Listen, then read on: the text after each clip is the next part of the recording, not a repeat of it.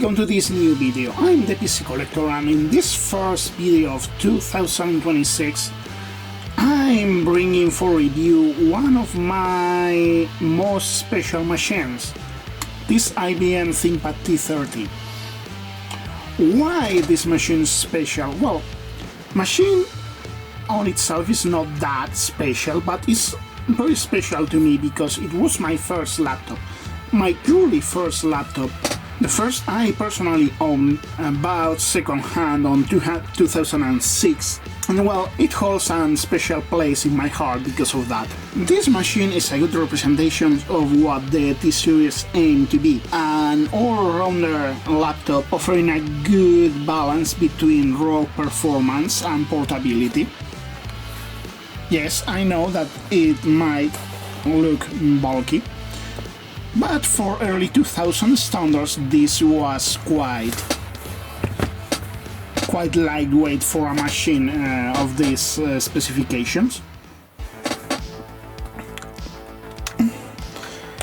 The T-Series aimed to be the all-rounder high-end machine that anyone could find a use for. It has a fairly big screen, it had a powerful CPU and GPU to run both productivity, software and games, so it was equally suited for business and gaming. It is also relatively compact, given the overall specs and the size of the screen. It has all the ports you could need, including 2 USB ports, still places on the rear because, well, it has the characteristic hot swappable Ultra Bay, which in this case is getting stuck. I'm not sure why, but well, this should get out, but well, you know. Here you could place the floppy drive if this wanted to come out, which is doesn't. I'm not sure why, because the screw is not screwed in.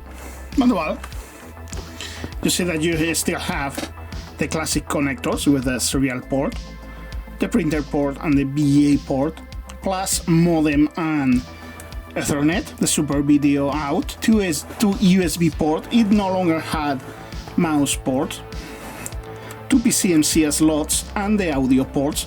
The drive is behind this, so fully accessible for the user to replace, and the memories are behind this cover, while the rest of the serviceable cards are below this other cover. You have the battery here and the clock battery, very accessible under the main battery, which makes it replacing it very easy. And under the cover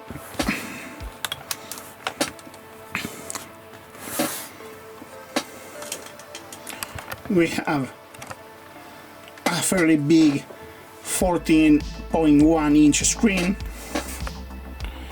and the classic IBM keyboard and track point. And for the first time, one of the things this machine is interesting for in the IBM range is that it was the first time that a touchpad was offered as an option alongside with the classic track point. A curiosity I found with this machine, maybe you already know it if you saw the restoration video, because yeah, this machine was destroyed and I restored it using a French for spares units I found on eBay. That's why it has the awful ASRT keyboard. Is that all the boards have the connector for the touchpad, regardless of if the machine has it or not. This one did not have the touchpad originally. It was the base T30, but now it has the bezel of a T30H. Like most machines of the time and most IBM machines, this model doesn't have a lot of options. Pretty much all the machines are the same, just with different CPU speeds and hard drive sizes. They are all boost pretty much the same components, the Pentium 4 Mobile. Yes, it has a Pentium 4 Mobile. It's one of the few machines which ever got to use the Pentium 4 Mobile. Running from 1.3 to 2.4 GHz, the ATI Mobility Radeon 7500 with 16 megabytes of RAM, a mechanical hard drive ranging from 20 to 60 GB, 256 or 512 megabytes of DDR RAM. It can be upgraded officially to 1 GB, unofficially up to 2 GB, and advanced logic 1881, I think that's what's the number, 18881 cards with using the AC97 sound card for machines that time. It has 2 PCMC slot, 2 USB 1.1 ports. Pretty much hardware-wise, the most noticeable thing is the Pentium 4 Mobile, which is a rarity because it had the shortest life cycle ever on a commercial CPU. It was available for less than a year until it was replaced by the Pentium M. It has stereo speakers, and it also has that light some ThinkPads had to illuminate the keyboard, that which, if I'm not mistaken, was started when the change of denomination from the numbered series to the letter series. An interesting feature of this machine is that the screen has very minimal borders, which was something not so common on laptops of that time, which tended to have quite wide borders for these screens. Also, it has another interesting feature, but this is one which is going to be a bit of a surprise.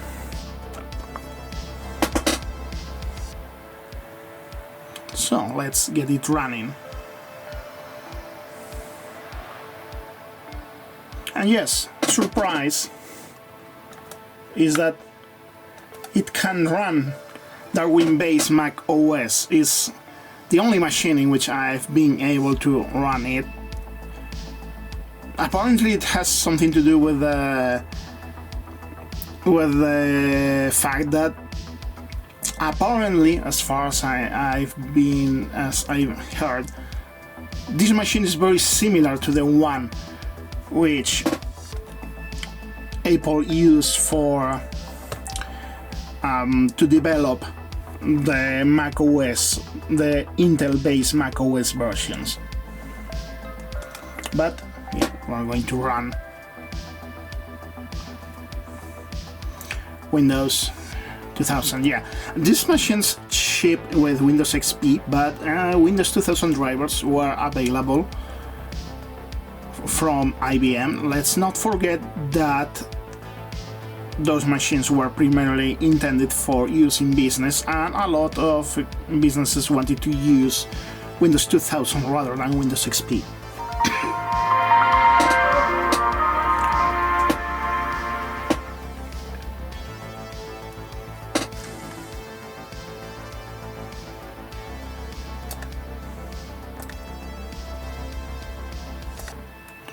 So let's run.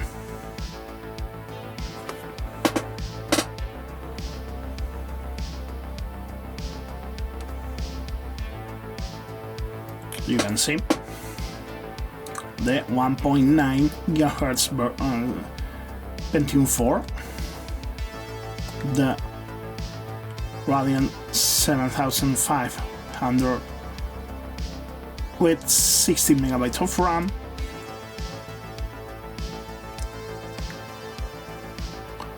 Sound Max digital audio. Well, yeah, you know how every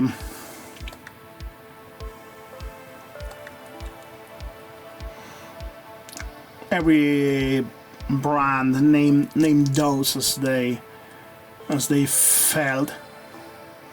But if we go to Everest,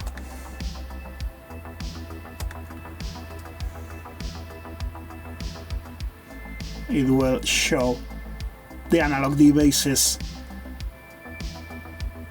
AD1881A. Yeah, AC97 is what all laptops of this era had.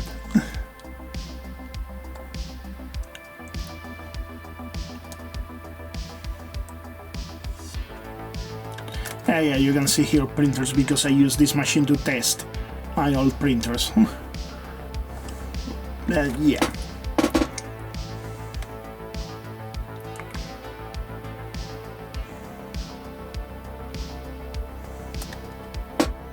And to run some testing so you can see.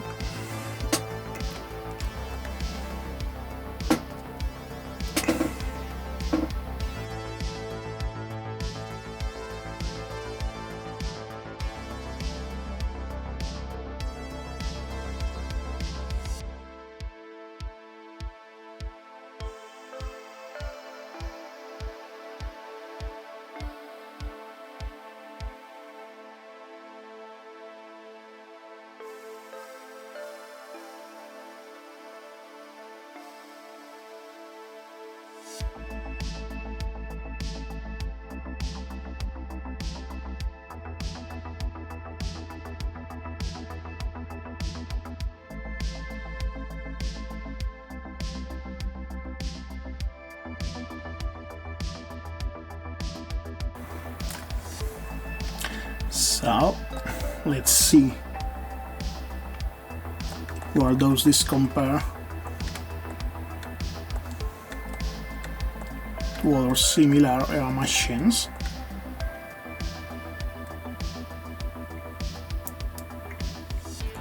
Memory testing rank quite well on the middle of the list.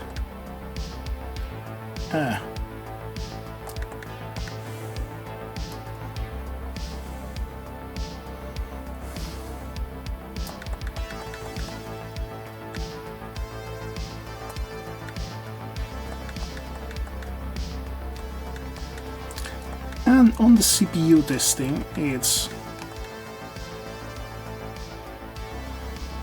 yeah.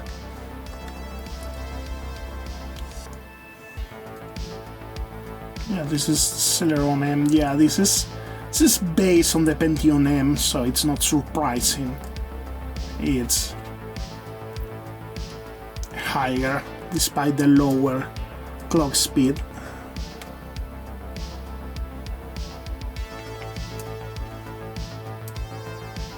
It's pretty much where it should, given the kind of CPU it is.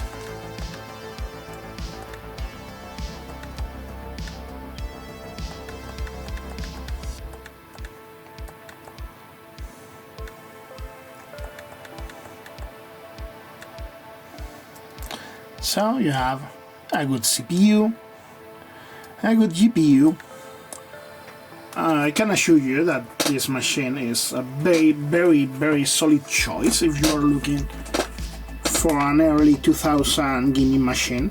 I use it intensively to play games, and I use it to play even some not retro games like World of Warcraft until 2010. This machine is quite solid. You can use it to run games, you can use it to run productivity software, as long as you don't mind the fact that, well, it's a Pentium 4 and does run, well, comparatively hot.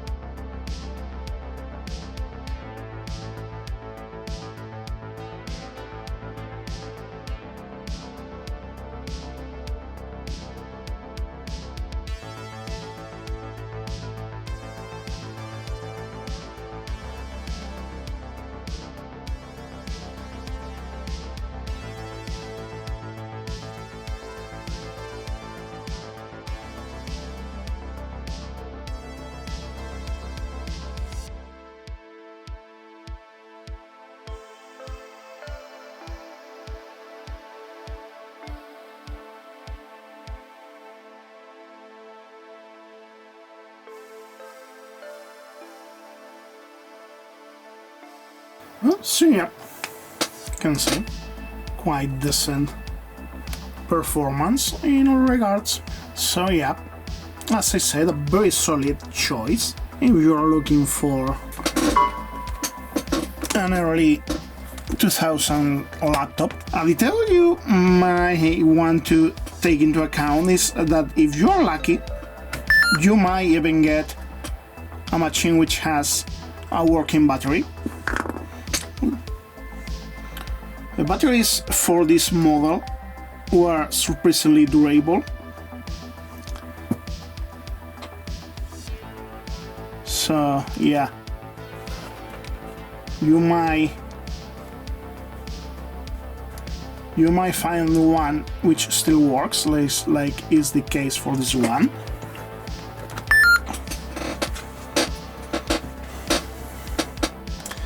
And well, before going to the usual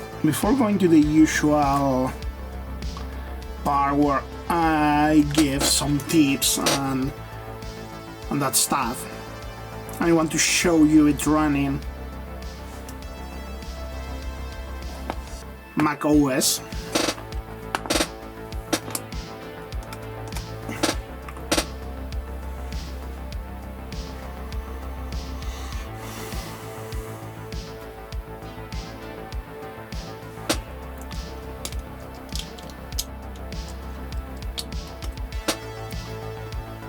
That's it, running Mac OS.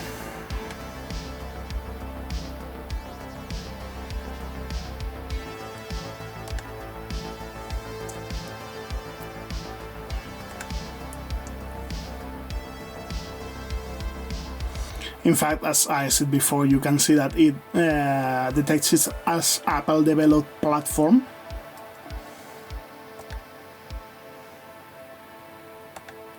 It's worth nothing that I haven't managed to make the Radeon run on it, despite that drivers for Mac for this card are available, but I haven't managed to make them work. So if you want to run Mac on it, that's something, on one of those, it's something that you should keep in mind.